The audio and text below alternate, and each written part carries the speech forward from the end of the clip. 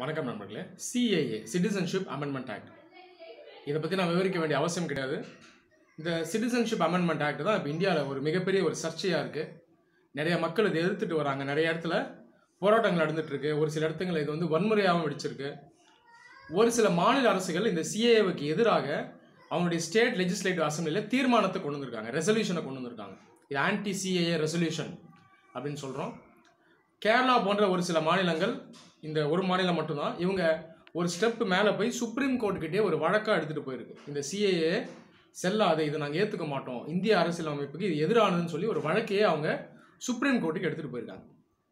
இப்போ நிறைய பேர் கேட்குற கேள்வி என்னென்னா, இந்த சிஏஏ இந்த சீர்திருத்த சட்டத்தை சென்ட்ரல் கவர்மெண்ட் கொண்டு வந்தாலும் இதை எல்லா ஸ்டேட் கவர்மெண்ட்டும் கண்டிப்பாக அமல்படுத்தணுமா?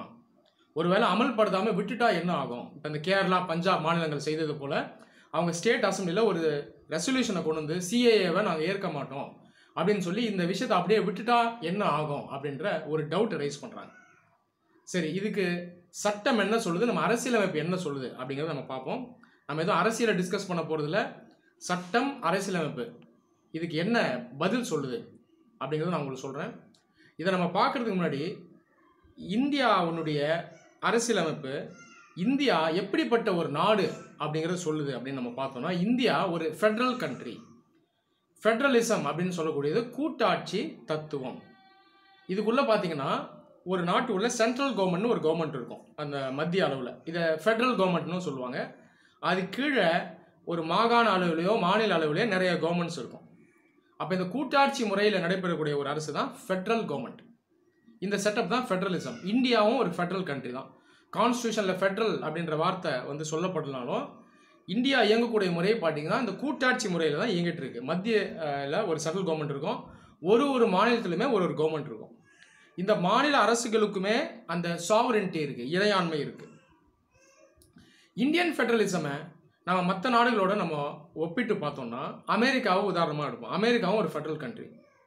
அந்த காலத்திலே உருவான ஒரு ஃபெட்ரல் நாடு அமெரிக்கா. அமெரிக்காவினுடைய ஃபெட்ரலிசம் எப்படி இருக்குன்னு பார்த்தீங்கன்னா அது ஒரு ட்ரூ ஃபெட்ரலிசம் இல்லை பியூர் ஃபெட்ரலிசம்னு சொல்லலாம். ஏன் இதை ட்ரூ பியூர்னு சொல்கிறோன்னா, இந்த ஃபெட்ரல் மாடல் கீழேயும் மத்தியில் ஒரு அரசு இருக்கும், அது வந்து ஃபெட்ரல் கவர்மெண்ட்னு சொல்லுவாங்க. அது கீழே அந்த ப்ரொவின்ஷியல் லெவல்லையும் ஒரு ஸ்டேட்டுக்கும் ஒரு கவர்மெண்ட் இருக்கும், அது ஸ்டேட் கவர்மெண்ட்ஸ் அப்படின்னு சொல்லுவாங்க. ஆனால் இந்த ஃபெட்ரல் மாடலில் பார்த்தீங்கன்னா இந்த ஸ்டேட்ஸ்க்கான உரிமை அதிகம், அவங்களுக்கான அதிகாரம் அதிகம். உதாரணத்துக்கு அமெரிக்காவில் இருக்கக்கூடிய ஒரு ஸ்டேட்டுக்குமே தனித்தனியாக ஒரு கான்ஸ்டியூஷன் இருக்கும், ஒரு அரசியலமைப்பு இருக்கும். அதே போல் ஒரு ஸ்டேட்டுக்கும் செப்பரேட்டாக ஸ்டேட் லா இருக்கும், சென்ட்ரல் லெவலில் சென்ட்ரல் லா இருக்கும். இந்தியாவிலும் அதே மாதிரி தான். ஆனால் அமெரிக்காவில் வித்தியாசம் என்னென்னா, இந்த ஸ்டேட் சட்டங்கள், ஸ்டேட் லாஸை ஸ்டேட் ஜுடிஷியரி தான் என்ஃபோர்ஸ் பண்ணும். அந்த ஸ்டேட்குள்ளே இருக்க அந்த கோர்ட்ஸ் தான் என்ஃபோர்ஸ் பண்ணும். அதே போல் சென்ட்ரல் லா, அதாவது ஃபெட்ரல் லாஸை ஃபெட்ரல் ஜுடிஷியரி தான் என்ஃபோர்ஸ் பண்ணும். அப்போ இந்த முக்கியமான வித்தியாசத்தை நம்ம கவனிக்கணும். இந்தியாவும் ஒரு ஃபெட்ரல் நாடுன்னு எடுத்துக்கொண்டாலும் அமெரிக்கா போல் அது ஒரு ட்ரூ ஃபெட்ரல் கண்ட்ரி அப்படின்னு இந்தியாவை சொல்ல முடியாது. அது காரணம் என்னென்னா, இந்தியாவினுடைய சென்ட்ரல் கவர்மெண்ட் கிட்ட அதிகாரம் கொஞ்சம் அதிகமாக இருக்குது. ஸ்டேட் கவர்மெண்ட்ஸ் கிட்ட அதிகாரம், இறையாண்மை இருந்தாலும் ஒட்டுமொத்தமாக அந்த அதிகாரத்தை கம்பேர் பண்ணும்போது சென்ட்ரல் கவர்மெண்ட் கிட்ட அதிகமான அந்த அதிகாரம் இருக்குது. இந்தியாவில் இந்த ஆட்சியை எப்படி, இந்த அதிகாரத்தை எப்படி ஷேர் பண்ணுறாங்கன்னு பார்த்தீங்கன்னா, அரசியலமைப்புக்குள்ள 3 லிஸ்ட் இருக்குது. இந்த 3 லிஸ்ட் என்னென்னு பார்த்தீங்கன்னா, union list, concurrent list, state list. Union list கீழே இந்த சென்ட்ரல் கவர்மெண்ட் இவங்களுடைய அத்தாரிட்டி கீழே வர ஒரு 100 ஐட்டம் கிட்ட இருக்கும். இந்த ஐட்டம்ஸ்லாம் யார் சட்டத்தை கொண்டு வரலான்னா சென்ட்ரல் கவர்மெண்ட் மட்டும்தான் கொண்டு வர முடியும். அதே போல் கன்கரண்ட் லிஸ்ட் அப்படின்னு சொல்லக்கூடியது ரெண்டுக்கும் காமனான லிஸ்ட். இதில் இருக்கக்கூடிய ஐட்டம்ஸில் சட்டத்தை ஸ்டேட்டும் கொண்டு வரலாம், சென்ட்ரல் கவர்மெண்ட்டும் கொண்டு வரலாம். மூணாவது இருக்குது ஸ்டேட் லிஸ்ட். ஸ்டேட் லிஸ்ட்டில் இருக்கக்கூடிய சப்ஜெக்ட்ஸ் இல்லை ஐட்டம்ஸில் ஸ்டேட் மட்டும்தான் அந்த சட்டத்தை இயற்ற முடியும்.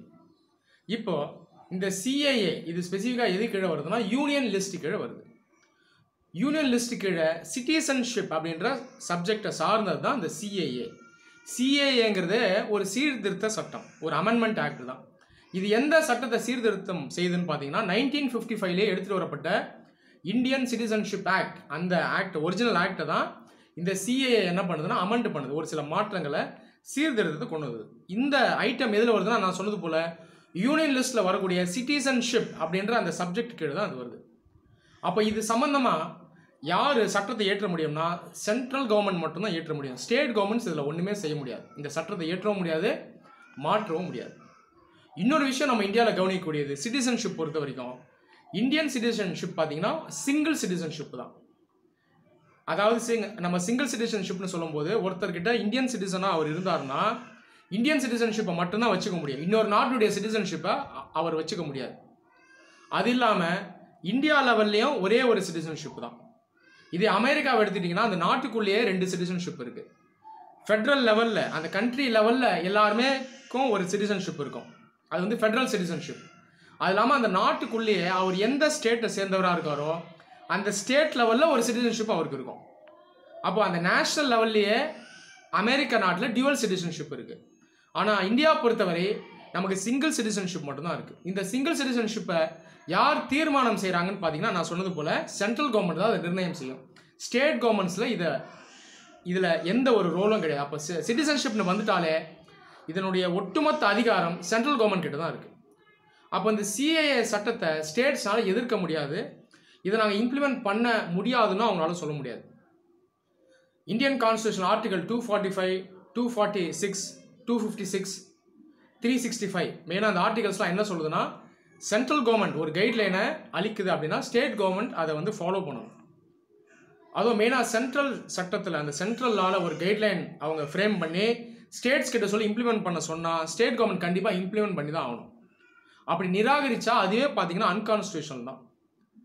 அப்படி ஒரு ஸ்டேட் நாங்கள் இதை செய்ய மாட்டோம், அமல்படுத்த மாட்டோம்னு சொன்னாங்கன்னா அதை காரணமாக காட்டி அந்த மாநிலத்தில் பிரசிடென்ட் ரூலையே சென்ட்ரல் கவர்மெண்ட் கொண்டு வரலாம். இதுதான் நம்மளுடைய கான்ஸ்டியூஷன் ஸ்பெசிஃபிக்காக சொல்லுது. அப்போ சிஏவை ஸ்டேட்ஸ் எதிர்க்கவே முடியாதா, இதுக்கு எதிரான அவங்களுடைய எக்ஸ்பிரஷனை வெளிப்படுத்தவே முடியாதான்னு பார்த்தீங்கன்னா வெளிப்படுத்தலாம். நான் சொன்னது போல் இந்தியா ஒரு ஃபெடரல் கண்ட்ரி, இந்தியாவுக்குள்ளே நிறைய ஸ்டேட்ஸ் இருக்குது. அந்தந்த ஸ்டேட்ஸ்குள்ளேயுமே பார்த்தீங்கன்னா அந்த சாவரன்ட்டி இருக்குது, இறையாண்மை இருக்குது. ஒரு ஸ்டேட்னுடைய அந்த சட்டமன்றம் ஸ்டேட் லெஜிஸ்லேட்டிவ் அசம்பிளிக்குமே பார்த்தீங்கன்னா ஒரு அட்டானமி இருக்குது, சாவரன்ட்டி இருக்குது, அவங்களுக்கும் இண்டிபெண்ட் எக்ஸிஸ்டன்ஸ் இருக்குது. இந்த ஸ்டேட் லெஜிஸ்லேட்டிவ் அசம்பிளியை பார்லிமெண்ட் பார்த்தீங்கன்னா டிக்டேட் பண்ண முடியாது.